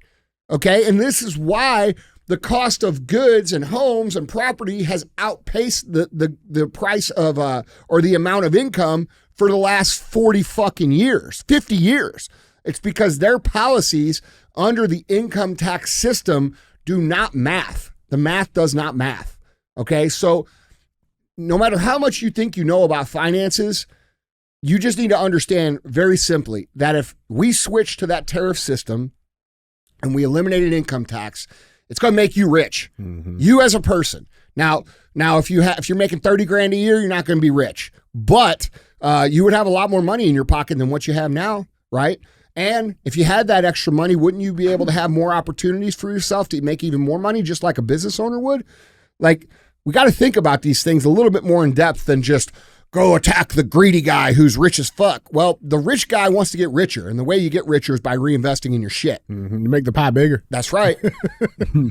Yeah, man. I just thought this was interesting. I also wonder too if that's part of Trump's play, because this BRICS thing is moving pretty quickly. I don't think the BRICS thing is going to be a real thing if Trump gets back in. That's what I'm saying. He's going to walk the fuck in. He's going to say, "Hey, we're literally the biggest consumers on earth. This is what we're going to do, and if you don't like it, eat a dick." Right. Mm-hmm. And so do we still, as America, because we are the largest consumers on the planet, are extremely important to those people. Yeah. Like they still rely on us. Yeah. What? They still rely on us. Oh, yeah. And if Trump says, hey, tariffs for all your shit, and they can't send shit over here, bro, they're all going to go. That chart will inverse. All those guys will go down and ours will go way up. And everybody here will get rich and everybody over there will not be as rich. Yeah. And I think that's what the fuck we want to do as Americans. Yeah. Well, the value of our dollar is going to go up tremendously. Yeah, I know, dude. Yeah. But what do I know? I'm just a fucking YouTuber, podcaster. I'm just a fucking loudmouth moron. Yeah, man. Guys, jumping on this. What do you think, bro? As far as this, or like just the consumerism of America? Yeah. I mean, yeah, man, we're at peak consumerism. I mean, I seen some shit the other day with this Stanley Cup and there's like 16 attachments for this fucking water jug. That's all resources that were wasted to whatever they're posting on this little thing and hanging off of it. I mean, that is peak consumerism. So you mean like decorations? Just like, yeah, for their bullshit fucking water hanging jug? off of it to express themselves. I mean, it's like, man, there's enough self-expression. I know, exactly. It's, and it's so like the Crocs. You've seen all the shit that goes with the Crocs. I was getting ready to go into that too. I mean, it's like all kind of shit hanging out the holes of these Crocs, man. You wear It's like, Crocs? You a Crocs guy? I have a pair that are like, they have fuzzes, like the fuzzy in them, Yeah. but just because Kentucky's fucking cold. And I don't always lace up to go outside and, let the dog out and shit. So it's like, I'm going to throw these on, let him, and throw them back under the bed. I'm not publicly wearing Crocs. Just, not me. But I mean, I have some lazy days, but it's a tennis shoe and sweats and kind of thing. Not Crocs with shit hanging all over it for sure. You got Crocs? No, but you Birkenstock guy. I'm a Berkey guy, bro. Yeah. Socks or no socks? No socks. No socks. Yeah, sometimes socks if I'm cooking. Yeah. Yeah. See, I used to always be a slides guy. Straight up slides. That was it. That was as far as I would go. No fucking in between the toe thong. You got some flip-flop fuzzies shit. now too. I've seen them. I do. That's what I was getting to. I see them. So I've evolved a little bit. All right. and I got a pair of canes. So my buddy those are Mason gave me a pair of canes, and these guys are all ultra endurance athletes. They run 100-mile races. He's like, bro, let me get you a pair. I'm like, I am not fucking wearing those, dude. Those look super fucking gay. Okay, like let's just be real. But then you put them on. I did. I did. Not so bad. so then one day, like you said, it was cold and it was raining, and I had already taken my shoes off. And the canes were sitting there, and bro, they're ugly as fuck. And I swore I would never wear a pair of Crocs. So I kind of felt like, you know, I was kind of violating my sworn oath to never wear Crocs by wearing the canes. But dude, they're fucking amazing. Not bad, yeah. They're awesome. Yeah. They're awesome. And I am definitely a believer in the canes now. Yeah, they have great. like a good arch in them. They make your feet feel good.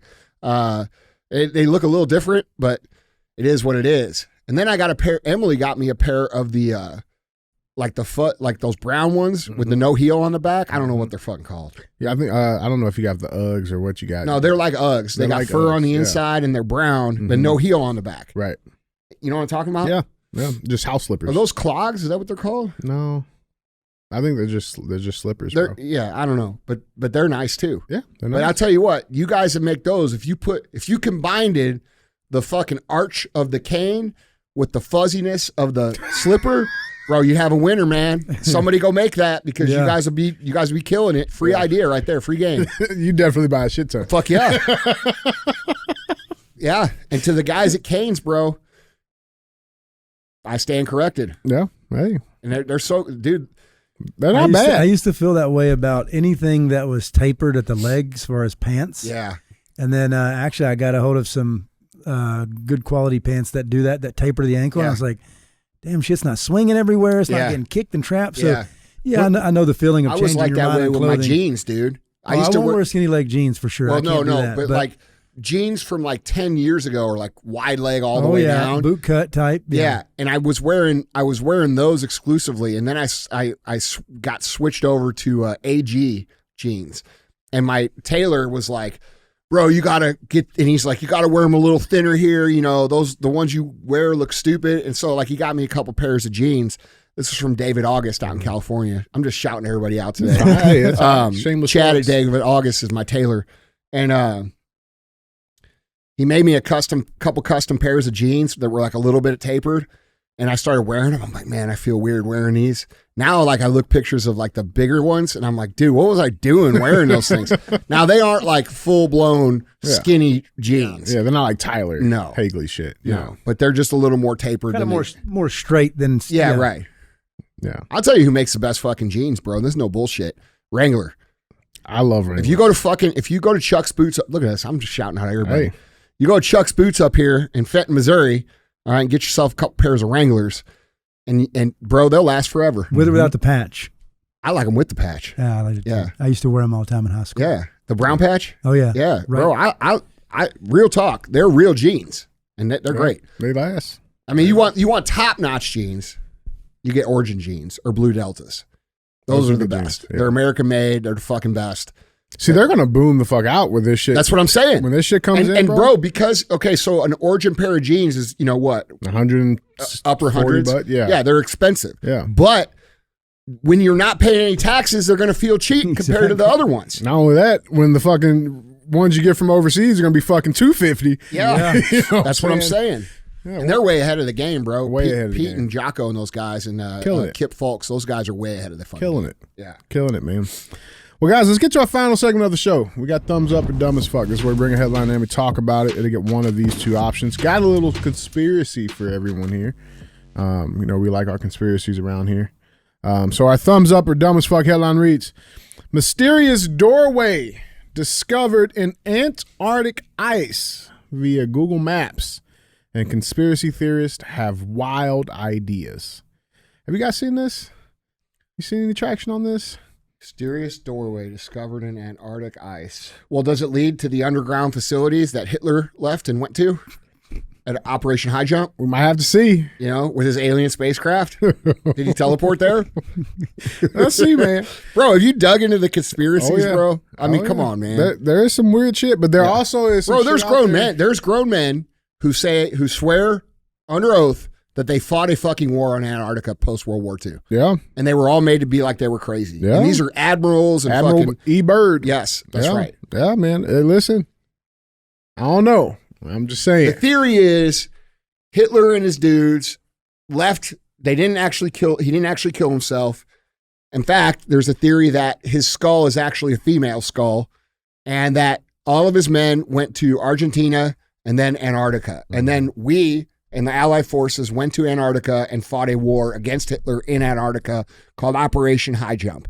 That is the fucking theory. But there's people that swear under oath that this happened. So I don't, and they're like real admirals and real, dude, that's the problem. We don't know what the fuck is true. Not with AI, bro. Yeah. Yeah, it's weird. So let's dive into this. Article reads, Google Maps is a place of great discovery, and the latest sighting may be one of the oddest yet. In East Antarctica, just southeast of Japanese research outpost Showa Station, eagle-eyed users spotted a mysterious doorway, which has become the topic of wild theories online, with some speculating that it's Bigfoot's vacation home or a maroon shuttlecraft from Star Trek. One Reddit user who noticed the ominous structure at the coordinates listed here simply asked, massive door in Antarctica. So let's dive into this. You go into Antarctica, you type those coordinates in. Now, I did this on Google Maps myself. Type those coordinates in, and there it is. You start getting in a little bit closer. There's Showa Station, and then you keep zooming in, and you get to this. All right, just this weird little doorway thing. Now, of course, you leave it to the internet. People start, doing what the internet does. Somebody said, just a blown off Boeing door. One person suggested a reference to a shocking midair mishap last January, with another jokingly asking, wonder if they get DoorDash there. Quote, what would we do without the conspiracy theorist? John Semelli, a professor and volcanologist at the University of Leicester, joked to the Daily Mail regarding the many suggestions offered.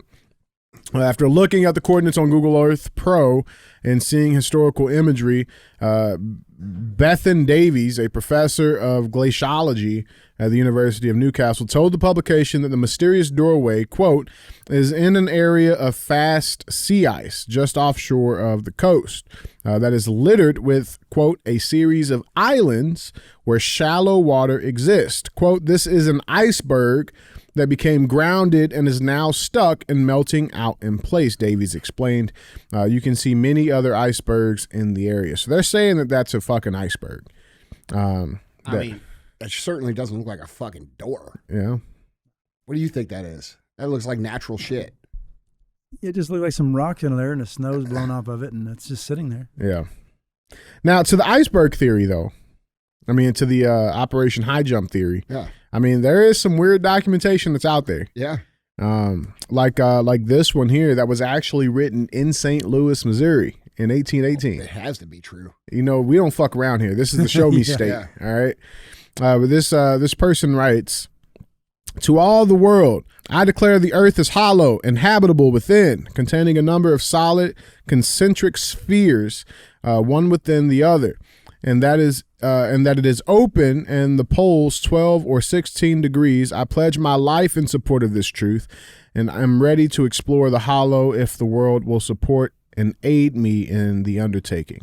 And that was a captain in the infantry that wrote that, talking about this stuff. I mean, it's just, there's a lot there, man. There's all kinds of theories, dude. Have you heard of the ice shelf theory? Ice shelf theory, yeah. Have you heard of that? Elaborate a little and maybe. So the theory is basically that the Earth, you know how like there's a lot of people that believe the Earth is flat, and then when they do the calculations on the line of sight, it doesn't exactly add up to the size that they tell us the Earth is. So there's this theory that our Earth as we know it is actually just an exposed part of an ice planet. Okay. So what they're saying is that where we know, like, there's Asia and Africa and Europe and America and all these, Australia and all these places, It's just the top of the cone. If it was a basketball, it'd be like, this much of the top of the basketball that was exposed, and the rest is ice. And that they've kept this from us. And if you go to maps back in like the 30s and 40s, all the maps were drawn that way. So they were drawn, the NATO maps, the international maps were drawn just like that. So they would show the entire Earth in a circle, and then all around it was ice. And there's never actually been someone circumnavigate Antarctica. And one of the guys who tried to ended up sailing something like 60,000 miles, some crazy amount, and fuck it, it might not be 60,000. No, yeah, it was like, something like that, and still couldn't get around the Antarctica. So bro, who knows? You want the answer to that question? I'm sure you're familiar with him, but this is what they say. Randall Carlson would be the one to have here to talk about that. He would probably know. Who's that? So Randall Carlson is I want to say he's like a self-proclaimed mathematician and architectural, guy. Yeah. But he's been traveling all over the world studying, basically the shape of the Earth. And his theory is that it's an oblate spheroid, which is where you have the flat top and flat bottom, and it's kind of shaped. Yeah. Because gravitationally, if it was completely round, that we would just tip around because it's not equally weighted. Roll around. It's not equally weighted, right? It's like a top. You have to have somewhere that's different than the outer. And basically, he explained that from the equator to the North Pole, you went down by 13 miles because of how flat it is. Huh. You went downhill. Randall is very good at articulating his theories, and he's actually been on Joe Rogan and several times, and I want to say Sean Ryan. Now, I don't want to shout out podcasters on your podcast. No. They're good dudes, awesome and dudes. they're having great conversations about, just the Earth and what we believe it to be. So I also watched the Terrence Howard one, which was wild. But, bro, that was crazy. He's smart as shit. I didn't know that. I didn't have any idea that he was educated on that very, shit. Very intellectual. He's either very smart or very full of shit. Yeah. He's either really smart or we really don't. I don't know what he ate, but some of it goes against what Randall has talked about, but Randall's been able to prove a lot of it with math, and then not only that, with ice core samples that they've taken showing the age of even climate change. And I don't want to go too far off here. That's but a whole fucking what can of he says bullshit. is basically. Yeah, there's climate change, but it's not enough to where we need to be paying taxes to reduce what we can't reduce, because if you look at the chart he puts up about the little ice age where the Younger Dryas, it's like a plant that was in that time frame. Basically, if you go beyond that, the graph he shows with temperature swings, and we're talking 13 degrees centigrade or something like what he was talking about, but that graph swings. If you look at it on an 8x11 sheet of paper, it's 5 inches, 5 inches, 4, 3. And where we're at now is the smallest the graph has changed since they can go back in time millions of years ago. But it's, big swings until here where it's just barely moving. Yeah. Because we're the most stable that the Earth has ever been. Which means we're in homeostasis. Yeah, basically. Close to it. Well, something I guess now we have to go back the other way probably. I don't know where it's going to start going, but that might take another several million years. Yeah, our tax dollars ain't going to fix it. No, none of our kids' kids would ever have a kid that would know a kid that would, it's just that far. Yeah. Yeah. Well, fuck them. Yeah. That's all I'm saying. I want my tax money. I want to go to Antarctica. No, you don't. No? Bro, you ever see how fucking cold it gets there? Somebody was here recently that worked there. I think I know what you're talking about. Somebody visited here they were here. They worked at the fucking one of the science stations out there? Yeah. Yeah. Who was that? I don't know. They were telling me he was like, yeah, man, and when the sun's out, we go out there with our shirt off, and I'm like, how cold is it? And he's like, minus 30. Yeah, fuck I'm like, that. dude, what the fuck? Not for me. Yeah, no. I mean, but I'll be prepared, How? Well, I mean, you know how prepared I was for that hike in Arizona. I'll make sure I'm prepared. Yeah, no shit. I'll have hiking This dude sticks. shows up to hike Camelback. Shorts and sleeveless shirt, and he was he shows up with fucking walking sticks, a fucking canteen, one of those rags that go on your head like you're going to cross the Sahara. we're about to climb this fucking mountain that like old women do for fun. You know, it's like a 3-degree slope. Yeah, I'll tell you what, it was a little harder than I thought. Listen, Oh, no, I'm kidding. I Arizona's thought good. it was going to be. I thought it was legit going to be like like a nature walk. It was harder than that. It was way harder than that. Yeah. Yeah. I mean, it wasn't Mount you Everest. get like halfway up, and there's a sign that says "Steve fell off here. Don't fall off." 2 weeks ago. Yeah, yeah. We're like, what? What are we doing? Yeah. All right, but yeah, so this is bullshit. You don't think that's a No, door? that's fucking. That looks like a snowdrift, Yeah, that's what it looks bro. like. Some of these people, like, look, I'm all about like digging beneath the truth, but like some of these people are like they're obsessive to a point where it's like probably really bad for their health. Oh, yeah. Because, dude, you don't believe anything. Yeah. Now, I certainly don't believe a lot, and there's a lot of history I don't believe, and there's a lot of lies that have been told, but you know, there's also a lot of evidence to show that. You know, but like, dude, that's I don't know. That's not it. Yeah. All right. That's a Star Trek door. What the fuck, dude? All right, man. Well, guys, Andy, Mike, that's all I got. Well, Mike, bro, I appreciate you coming on, man, and sharing your story. Keep up the good fight. Guys, if you feel so inclined or if you can afford to support him, it's an important cause because he's one of the only people that's fighting for what is right. You know, a lot of people have forgotten about COVID. They've forgotten about the tyrannical nature of COVID. They've forgotten about the crimes against humanity. They've forgotten about how much harm was actually done.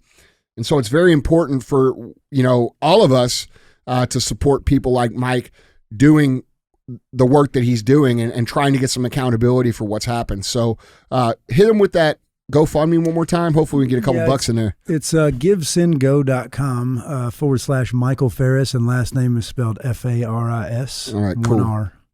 Well, bro, thanks so much for coming up, man. Appreciate you. I appreciate all you guys having me, man. The welcome was just over the top, bro, and like everybody paid attention to who I was and dug They deep all in- know who you are, bro. They dug deep into who I was. Yeah, and well, it's that's just- because they know who you are. Like, bro, we didn't give into this at all. Like nobody here did. Like when they came to check on shit, mask and shit, we fucking wouldn't even let them in the door. We said, Yeah. get the fuck out of here. Yeah. So, like, we appreciate what you're doing. Good, very Yeah. good. I appreciate all you guys, the whole team, you included. I've had a lot of respect for you for many years, and just thanks, man, for sure. Thank you, brother. Appreciate you. All right, guys, that's the show. Don't be a hoe. Share the show.